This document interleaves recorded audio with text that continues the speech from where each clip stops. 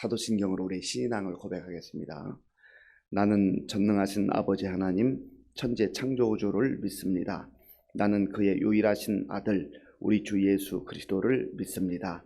그는 성령으로 잉태되어 동정녀 마리아에게서 나시고 본디오 빌라도에게 고난을 받아 십자가에 못 박혀 죽으시고 장사된 지 사흘 만에 죽은 자 가운데서 다시 살아나셨으며 하늘에 오르시어 전능하신 아버지 하나님 우편에 앉아 계시다가 거기로부터 살아있는 자와 죽은 자를 심판하러 오십니다. 나는 성령을 믿으며 거룩한 공교회와 성도의 교제와 죄를 용서받는 것과 몸의 부활과 영생을 믿습니다. 아멘. 하나님께서 오늘 우리에게 주시는 말씀은 고린도후서 3장입니다. 신약 성경 287조 고린도후서 3장을 교독하겠습니다. 우리가 다시 자천하기를 시작하겠느냐? 우리가 어찌 어떤 사람처럼 추천서를 너희에게 붙이거나 혹은 너희에게 받거나 할 필요가 있느냐? 너희는 우리의 편지라 우리 마음에 썼고 뭇 사람이 알고 읽는 바라. 너희는 우리로 말미암아 나타난 그리스도의 편지니 이는 먹으로 쓴 것이 아니요 오직 살아 계신 하나님의 영으로 쓴 것이며 또 돌판에 쓴 것이 아니요 오직 육의 마음판에 쓴 것이라. 우리가 그리스도로 말미암아 하나님을 향하여 이 같은 확신이 있으니 우리가 무슨 일이든지 우리에게서 난 것 같이 스스로 만족할 것이 아니니 우리의 만족은 오직 하나님으로부터 나느니라. 그가 또한 우리를 새 언약의 일꾼 되기에 만족하게 하셨으니 율법 조문으로 하지 아니하고 오직 영으로 함이니 율법 조문은 죽이는 것이요 영은 살리는 것이니라. 돌에 써서 새긴 죽게 하는 율법 조문의 직분도 영광이 있어 이스라엘 자손들은 모세 얼굴에 없어질 영광 때문에도 그 얼굴을 주목하지 못하였거든. 하물며 영의 직분은 더욱 영광이 있지 아니하겠느냐? 정죄의 직분도 영광이 있은즉 의의 직분은 영광이 더욱 넘치리라. 영광 되었던 것이 더 큰 영광으로 말미암아 이에 영광될 것이 없으나 없어질 것도 영광으로 말미암았은즉 길이 있을 것은 더욱 영광 가운데 있느니라. 우리가 이 같은 소망이 있으므로 담대히 말하노니 우리는 모세가 이스라엘 자손들에게 장차 없어질 것을 결국을 주목하지 못하게 하려고 수건을 그 얼굴에 쓴 것 같이 아니하노라. 그러나 그들의 마음이 완고하여 오늘까지도 구약을 읽을 때에 그 수건이 벗겨지지 아니하고 있으니 그 수건은 그리스도 안에서 없어질 것이라. 오늘까지 모세의 글을 읽을 때에 수건이 그 마음을 덮었도다.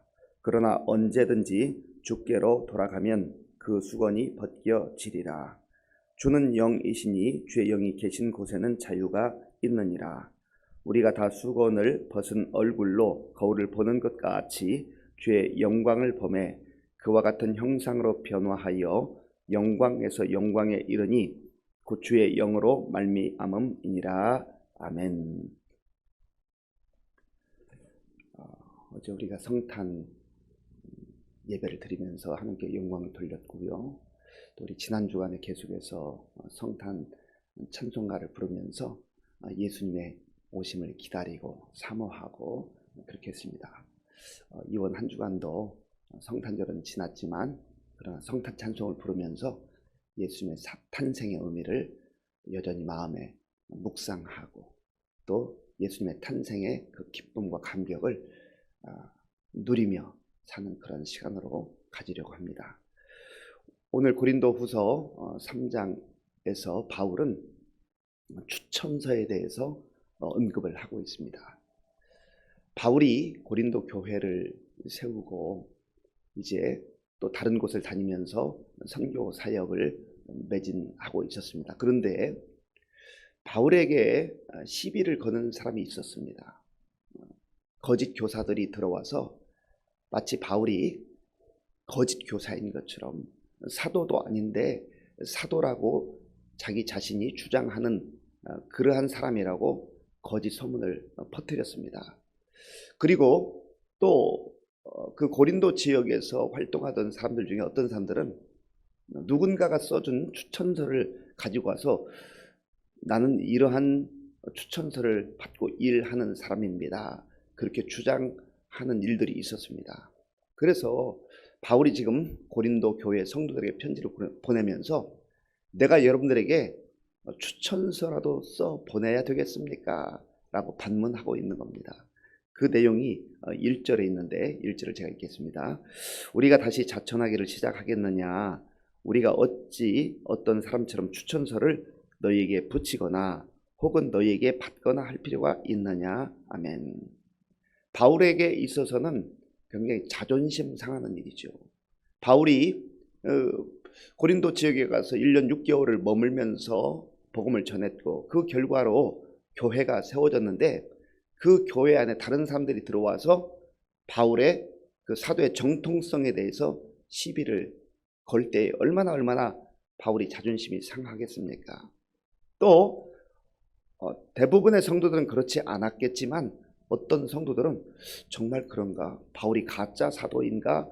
라고 하는 그 의견에 마음이 좀 이렇게 쏠리는 그러한 일들이 있었던 것으로 보여집니다.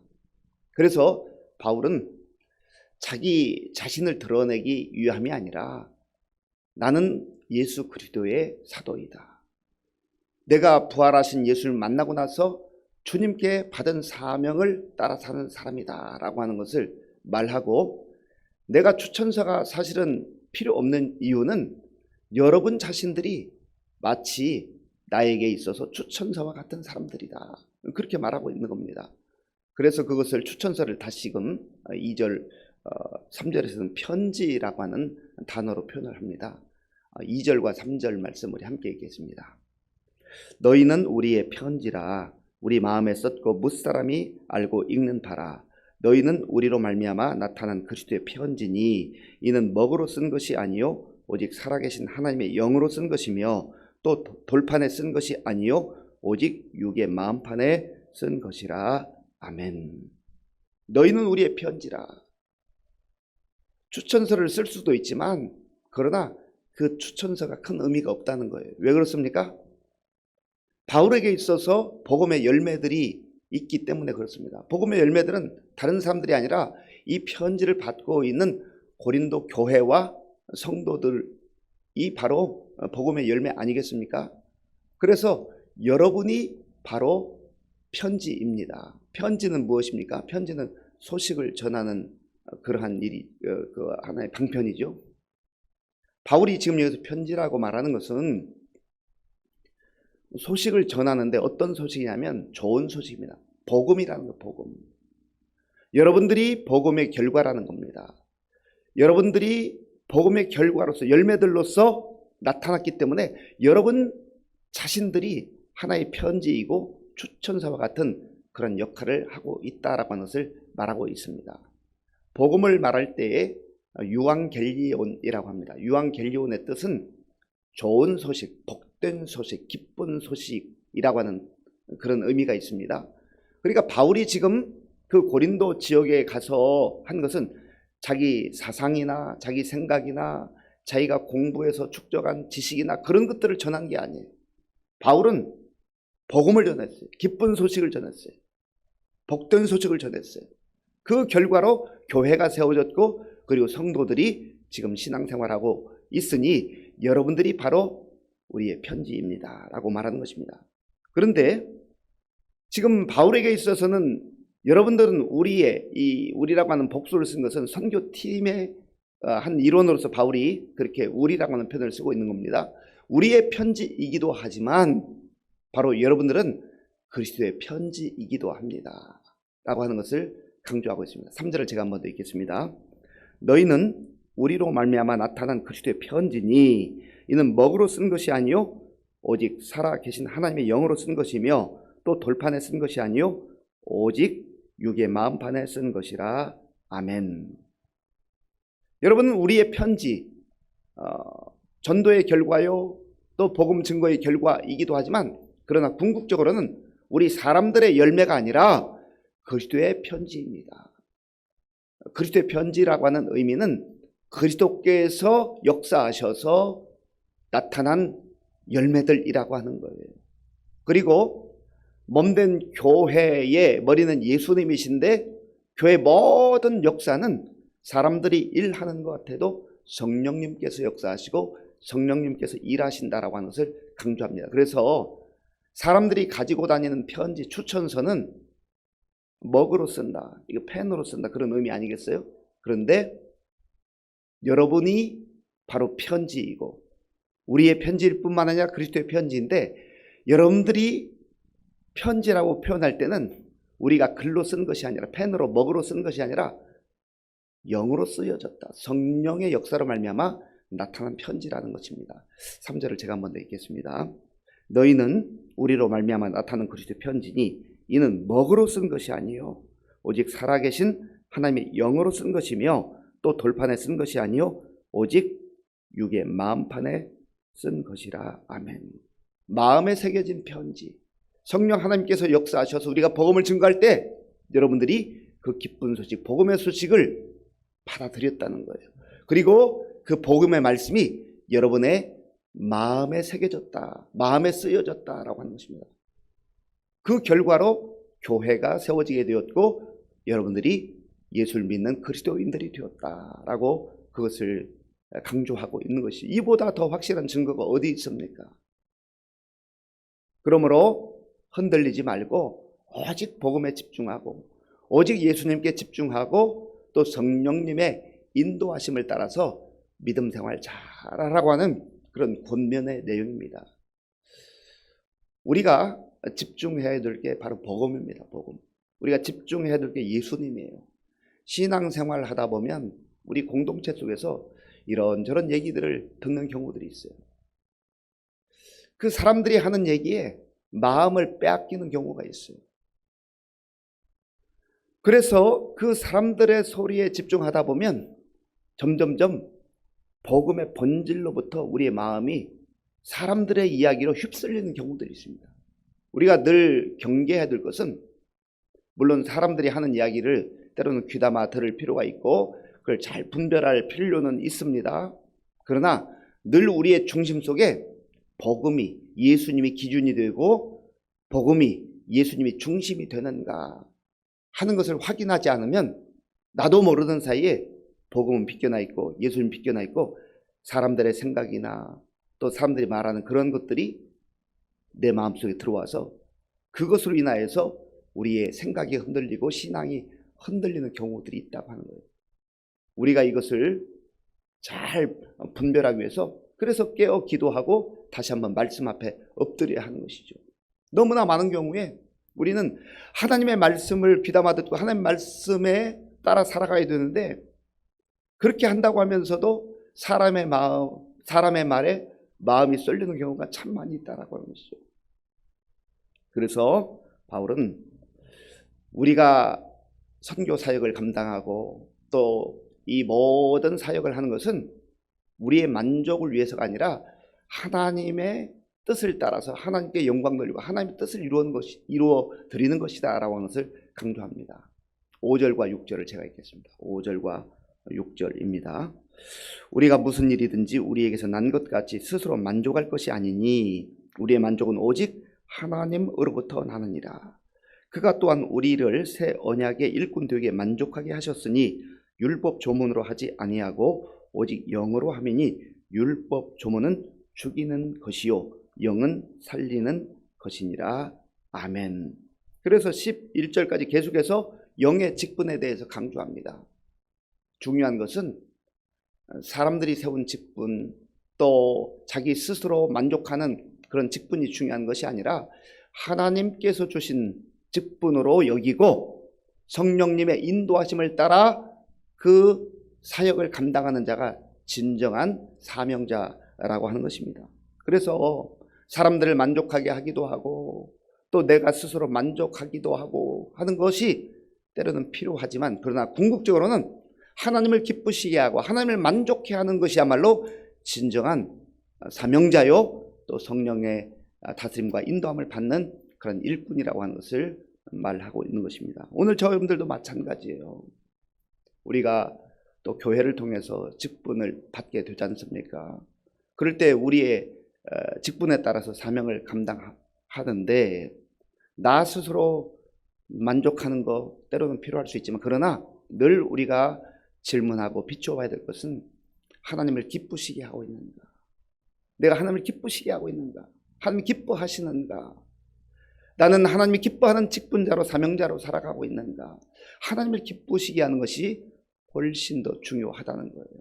그래서 바울은 복음과 율법을 대비적으로 설명하고 있는데 율법이라고 하는 것은 눈에 보이는 틀, 형식 그런 것을 말합니다. 우리 신앙생활에 있어서도 눈에 보이는 그런 틀들 우리가 무시할 필요는 없지만 그러나 너무 거기에 매이지 말고 본질이 훨씬 더 중요하다. 내용이 더 중요하다고 하는 거예요. 성령님의 인도하심을 따라서 우리가 하나님 나에게 주신 직분으로 알고 그 사명 감당할 때에 하나님이 영광을 받으시고 하나님이 기뻐하시고 그것이야말로 정말로 우리에게 또 아름다운 그런 열매를 주게 된다라고 하는 것입니다. 바울이 이제는 성령 안에서 그런 껍데기에 매여 있지 말고 율법에 매여 있지 말고 이제 좀 정말 성령 안에 자유함을 가지고 최선을 다해서 하나님 나라의 그 확장을 위해서 복음 사역을 위해서 살아가야 된다라고 하는 것을 17절과 18절에서 말씀하고 있습니다. 우리 17절, 18절 함께 읽겠습니다. 주는 영이시니 주의 영이 계신 곳에는 자유가 있느니라. 우리가 다 수건을 벗은 얼굴로 거울을 보는 것 같이 주의 영광을 보매 그와 같은 형상으로 변화하여 영광에서 영광에 이르니 곧 주의 영으로 말미암음이니라. 아멘. 주의 영이라고 하는 표현을 반복적으로 사용하고 있습니다. 주는 영이시니 주의 영이 계신 곳에는 자유가 있느니라. 그래서 눈에 보이는 추천서랄지 또 사람들이 말하는 그런 어떤 형식과 껍데기 또 율법 이런 거 필요하지만 그런 훨씬 더 중요한 것은 성령님의 다스림과 성령님의 인도하심이라고 하는 거예요. 그래서 형식과 또 율법에 매이게 되면 그것으로 인하여서 우리가 자유함을 잃어버려요. 그래서 바울이 강조하는 것은 주는 영이시니 주의 영이 계신 곳에는 자유가 있느니라. 성령 안에서 매이지 말고 자유함을 누리고 하나님의 뜻에 따라서 몸된 교회를 위해서 하나님 나라를 위해서 바울 자신이 사명을 이루는 것처럼 여러분들도 거기에 매진하십시오라고 그렇게 권하는 것이죠. 왜 그렇습니까? 성령을 따라 사역하고 성령을 따라 사명을 이루는 일은 이거는 영광스러운 일이기 때문에 영광스러운 일이기 때문에 18절을 제가 한번 읽겠습니다. 우리가 다 수건을 벗은 얼굴로 거울을 보는 것 같이 주의 영광을 보매 그와 같은 형상으로 변화되어 영광에서 영광에 이르니 곧 주의 영으로 말미암음이니라. 아멘. 이 말씀은 사람들의 말에 휘둘리지 말고 율법에 매이지 말고 또 껍데기와 형식에 매이지 말고 사람의 말에 흔들리지 말고 오직 주의 뜻을 따라서 주께 주신 사명을 따라서 복음의 본질을 붙들고 이 세상만 바라보며 이 세상에 살아가지만 그러나 믿음의 눈으로 성령 안에서 영원을 바라보고 하나님 나라를 바라보고 나갈 때 거기에 자유함이 있다라고 하는 것입니다. 오늘 이 말씀을 우리 마음속에 새기시고 우리도 바울과 같이 어떤 사람들이 쓴 추천서가 아니라 하나님께서 인쳐주신 또 성령 안에서 우리에게 주신 추천서들로 우리가 살아감으로 우리를 통해서 복음의 열매들, 아름다운 믿음의 열매들이 많이 맺혀질 수 있기를 바랍니다.